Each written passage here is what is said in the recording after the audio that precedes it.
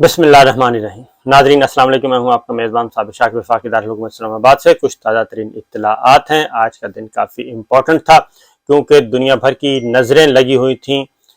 انسداد دہشت گردی کی عدالت پر۔ کیوں؟ اس کی وجہ ہے کہ ہائی کریٹ تو گورنمنٹ نے خود ہی کی تھی۔ وفاقی وزیر داخلہ رانا ثناء اللہ صاحب نے پچھلے دنوں یہ کہا تھا کہ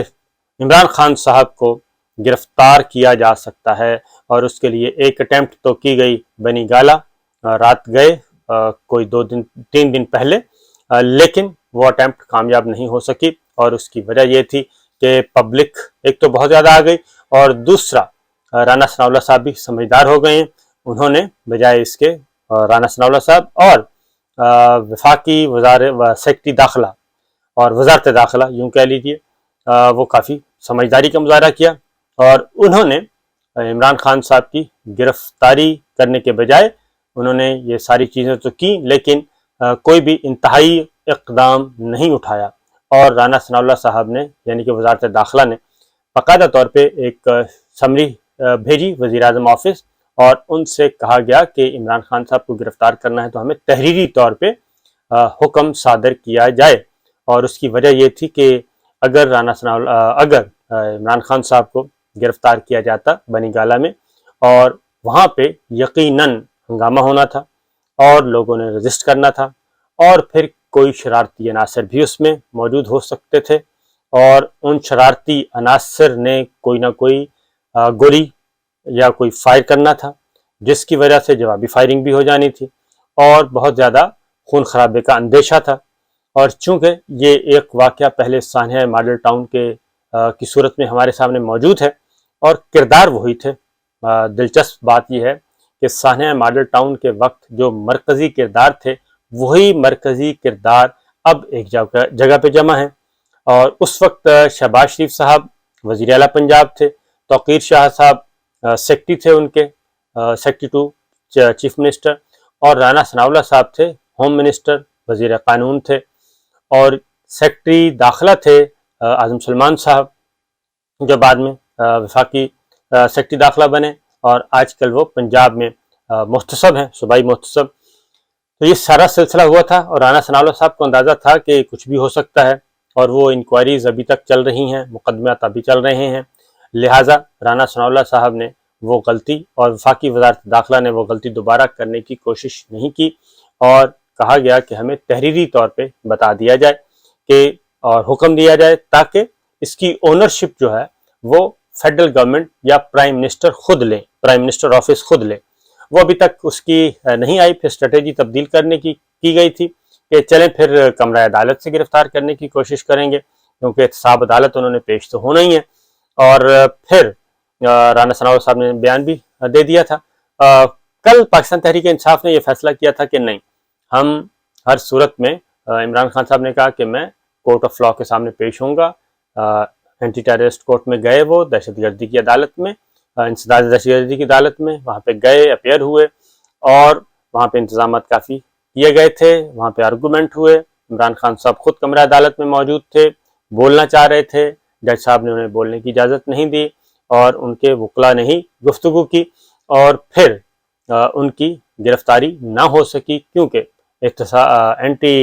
انسداد دہشت گردی کی عدالت نے ان کی ضمانت جو ہے عبوری ضمانت وہ منظور کر لی، اور 1 سپٹمبر تک ان کی ضمانت منظور کی ہے، اور استدعا کی گئی تھی کہ ان کی ضمانت جو ہے وہ طویل عرصے کے لیے کر دی جائے، کیونکہ انہوں نے سیاسی جلسوں کا اعلان کیا ہوا ہے، رابطہ عوام مہم پہ نکلے ہوئے ہیں، لیکن عدالت نے یہ استدعا نہیں منظور کی، بلکہ آلموسٹ 1 ویک جو ہے ان کو دے دیا گیا، اور 1 ہفتے کی عبوری ضمانت منظور کر لی۔ اس طریقے سے فوری طور پہ کسی قسم کی کوئی ایسا خطرہ وطرہ نہیں آیا۔ گفتگو بھی کی عمران خان صاحب نے، اس میں بھی انہوں نے بتا دیا کہ بھائی انہوں نے تو قانونی کارروائی کا کہا تھا، اور کوئی ڈنڈا لے کے میں نے خود تھوڑی آنا تھا۔ تو بہرحال یہ ہوا۔ دوسری جانب ایک خبر پہلے وہ بھی سن لیں کہ ہمارے کولیگ ہیں جمیل فاروقی صاحب، اینکر پرسن ہیں، یوٹیوب پہ ایکٹیو ہیں، کافی زیادہ سوشل میڈیا پہ ایکٹیو تھے، وہ آپ کو پتہ گرفتار ہیں۔ ان کے ساتھ بھی کافی غیر انسانی رویہ اختیار کیا گیا گرفتاری کے دوران، حراست کے دوران۔ وہ ساری ڈیٹیلز وہ بتا چکے ہیں، کس طریقے سے ان کو برہنہ کیا گیا اور ان کو تشدد کا نشانہ بنایا گیا۔ اب ان کا جسمانی ریمانڈ چل رہا تھا، وفاقی پولیس کے پاس تھے، اسلام آباد پولیس کے پاس۔ اسلام آباد پولیس سے آج ان کا بتایا گیا جی کہ ان کا موبائل برآمد کر لیا گیا ہے، اور اب ہمیں ضرورت نہیں ہے، اب ان کو ایف آئی اے کو ضرورت ہے۔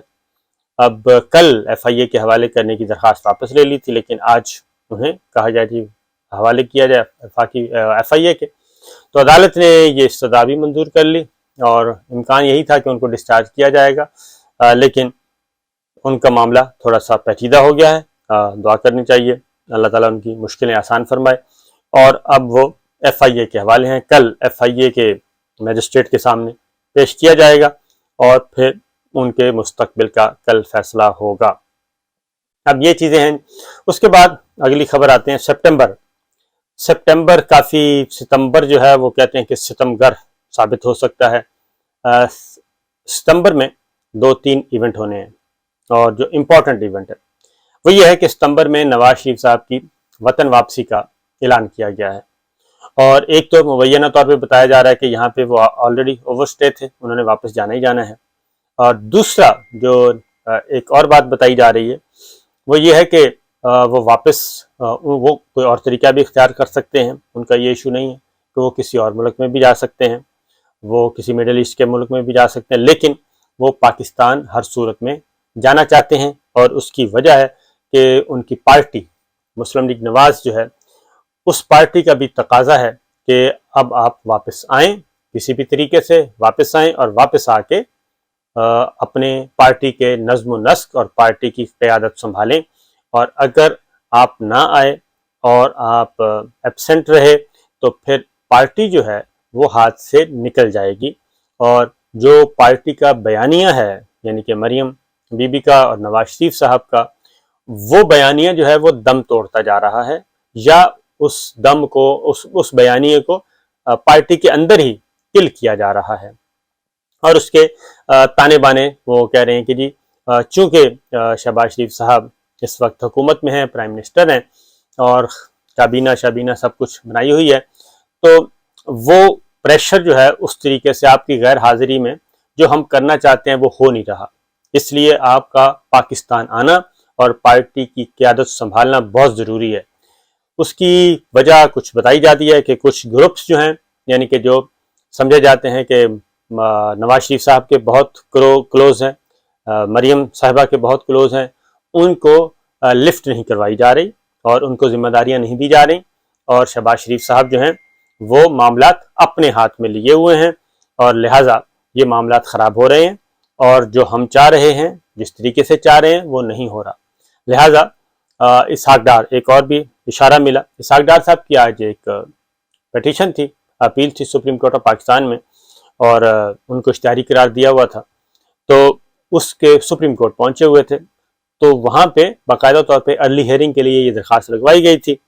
لیکن آج سپریم کورٹ کو بتایا گیا کہ جی بٹ صاحب جو ان کے وکیل ہیں سلمان بٹ صاحب، وہ اویلیبل نہیں ہیں، اور تو جسٹس اعجاز الاحسن صاحب نے اور جسٹس مظاہر علی اکبر نقوی صاحب نے پوچھا کہ یہ تو ارلی ہیئرنگ کے لیے لگوائی گئی تھی، تو انہوں نے کہا جی کل رات ہی وہ ملک سے بیرون ملک گئے تھے، واپس آئے ملک میں، تو ان کی طبیعت ٹھیک نہیں ہے، لہٰذا اس کو آپ ارجنٹ کر دیں۔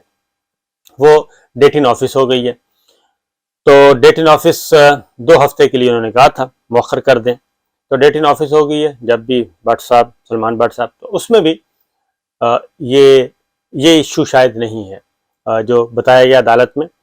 اس کے پیچھے بھی پولیٹیکل ایشو ہیں، یعنی کہ ٹھیک ہے بٹ صاحب ہوں گے علی، لیکن جو ایشو بتایا گیا وہ یہ نہیں ہے، وہ ایشو یہ ہے کہ اسحاق ڈار صاحب بھی نواز شریف صاحب کے ساتھ ہی اب واپس آئیں گے، اگر تو کوئی پیکج ڈیل ہو گئی تو نواز شریف صاحب، اسحاق ڈار صاحب دونوں ہی پاکستان پہنچیں گے۔ اب ڈیل کیا ہو رہی ہے؟ ڈیل یہ ہو رہی ہے کہ نواز شریف کوشش کی جا رہی ہے کرنے کی، نواز شریف صاحب واپس جانا چاہتے ہیں، پہلی بات تو یہ ہے کہ گرفتار نہ کیا جائے، اور ان کو لینڈ کریں پاکستان میں، گرفتار نہ ہوں، اپنی سیاسی سرگرمیاں کریں، سب کچھ کریں۔ تو یہ چیز پہلے تو تھا کہ پنجاب گورنمنٹ اپنی تھی، سب کچھ تھا، لیکن اب ذرا مشکل کام ہے، اس میں اسٹیبلشمنٹ کچھ نہیں کر سکتی، ملٹری لیڈرشپ، اس میں جب تک جوڈیشری آن بورڈ نہ ہو۔ اب جوڈیشری میں معاملات ہیں، جوڈیشری کے ذریعے اب عدالت سے رجوع کرنا پڑے گا، عدالت کے سامنے سرنڈر کرنا پڑے گا، قانون یہ کہتا ہے، اور عدالت کے سامنے سرنڈر کریں کیونکہ ان کو سزا ہوئی ہے، جو اصل مسئلہ ہے ان کو سزا ہوئی ہے، بڑا پیچیدہ مسئلہ ہے، کافی گہری قسم کی سرجری کرنی پڑے گی سسٹم میں جا کے، اور سزا یافتہ ہیں، اور پھر انڈرٹیکنگ دے کے گئے تھے، وہ بھی لمبا ہو گیا کام، پھر ان کی پراپرٹیز کی نیلامی کا سلسلہ بھی شروع ہو چکا ہے، ایبسکانڈر بھی ڈکلیئر کر دیے گئے ہیں، کافی ہے، تو وہ ساری چیزوں کو ریورس کرنا ایگزیکٹو آرڈر کے ذریعے تو ممکن نہیں ہے، لہٰذا اس پہ کوئی بنانے کی کوشش کی جا رہی ہے کہ جناب آئیں مل بیٹھ کے ذرا بات کرتے ہیں۔ ایک وزٹ ہو چکا ہے لندن کا، اور دوسرا وزٹ ابھی ہونا ہے، اور مجھے بہت ہی قریب ترین جو لوگ ہیں میاں صاحب کے بھی اور مریم بی بی کے بھی، انہوں نے بھی یہ بات کنفرم کی ہے کہ سپٹمبر میں حتمی مذاکرات ہوں گے، اور حتمی مذاکرات ایک فریق کا تو ساروں کو پتہ ہے، دوسرے فریق کا بھی اب تو دوسرے فریق کا بھی ساروں کو پتہ ہے، تو دیکھتے ہیں کہ یہ مذاکرات کے اصول و ضوابط کیا ہوں گے۔ جو چیز چل رہی ہے وہ ابھی بھی میں آپ کو بتا دیتا ہوں کہ تینوں آپشن موجود ہیں جی۔ نمبر 1 ایکسٹینشن ہے، اب ایکسٹینشن کے بدلے میں وہ کہتے ہیں کہ نواز شریف صاحب ایکسٹینشن تو ہو جائے گی، ہو سکتی ہے، لیکن انہیں کیا ملے گا، مسئلہ یہ ہے، اور مسئلہ یہی ہے کہ ایکسٹینشن ہوتی ہے تو پھر نواز شریف صاحب کچھ زیادہ مانگ رہے ہیں۔ نواز شریف صاحب کہتے ہیں کہ نہ صرف وطن واپسی ممکن ہو، بلکہ جو ان کی ڈسکوالیفیکیشن ہے لائف ٹائم کی، اس کو بھی ریویو کرنا چاہیے، وہ بھی ختم ہونی چاہیے۔ اب ان کی ختم ہوگی تو جہانگیر ترین صاحب کی بھی ختم ہو جائے گی، اور پھر کل کلان اگر عمران خان صاحب کو سزا ہوتی ہے تو عمران خان صاحب کی بھی پھر جو ڈسکوالیفیکیشن ہے وہ 5 سال کے لیے ہوگی، اور 5 سال کے بعد وہ بھی واپس آ جائیں گے پالیٹکس میں۔ یعنی جو ان شارٹ آپ کو بتاؤں کہ نواز شریف صاحب واپس آ جائیں، وہ ان کے 5 سال پورے ہو چکے ہیں، وہ ڈسکوالیفیکیشن جو نااہلی ہے وہ 5 سال کر دی جائے، وہ لیجسلیشن بھی ہو سکتی ہے کہ لیجسلیشن کے ذریعے کر دی جائے، اور اس پہ پریزیڈنٹ صاحب ایک دفعہ اعتراض عائد کر سکتے ہیں، دوبارہ نہیں کریں گے، دوبارہ کر نہیں سکتے، وہ پھر سپریم کورٹ میں چیلنج ہوگا۔ تو اس کے لیے یہ چیزیں ترتیب دی جا رہی ہے، کیونکہ جوڈیشری کو اس طریقے سے اس وقت یہ نہیں کہا جا سکتا کہ آپ کو جوڈیشری کو مینیج کر لیں گے، وہ پاسبل نہیں ہے، تو اس کے لیے لیجسلیشن چاہیے ہوگی، تو لیجسلیشن کے ذریعے ہی یہ سب کچھ ممکن ہو سکے گا۔ تو لہٰذا جو بات سمجھ آتی ہے وہ یہ ہے کہ لیجسلیشن کے ذریعے نااہلی جو ہے وہ کم کر دی جائے، اس کو 5 سال کر دیا جائے، 5 سال کرتے ہیں تو جہانگیر ترین بھی ایلیجیبل ہو جائیں گے، اور نواز شریف صاحب بھی ایلیجیبل ہو جائیں گے۔ باقی سزائیں جو چل رہی ہیں وہ الگ معاملہ ہے، سزاؤں کا پھر سپریم کورٹ میں یا ہائی کورٹ سے رجوع کیا جائے گا، ہائی کورٹ میں کیس چل رہا ہے اس کا۔ تو دوسرا جو ہے مریم بی بی کا، وہ بھی ہائی کورٹ میں پینڈنگ ہے معاملہ، ان کی بھی اپیلیں چل رہی ہیں، عرفان قادر صاحب وکیل ہیں۔ عمران خان صاحب جو ہیں وہ کہتے ہیں کہ ستمبر میں ان کے لیے بھاری کر دیا جائے اور باقیوں کو ایز کر دیا جائے، اور اگلا الیکشن جو ہے وہ عمران خان صاحب کے بغیر لڑا جائے اور ان کے ساتھ لڑا جائے۔ تو بہرحال یہ چیزیں ہیں، یہ کچھ خبریں ہیں، میں نے کہا آپ سے شیئر کر لوں، لیکن یہ ظاہر ہے یہ ایک سائیڈ کی سٹوری ہے، ایک سائیڈ کی خواہشات ہیں، ایک سائیڈ کی ڈیمانڈز ہیں، تو دیکھتے ہیں جی کیا ہوتا ہے۔ اجازت دیجیے، اللہ حافظ۔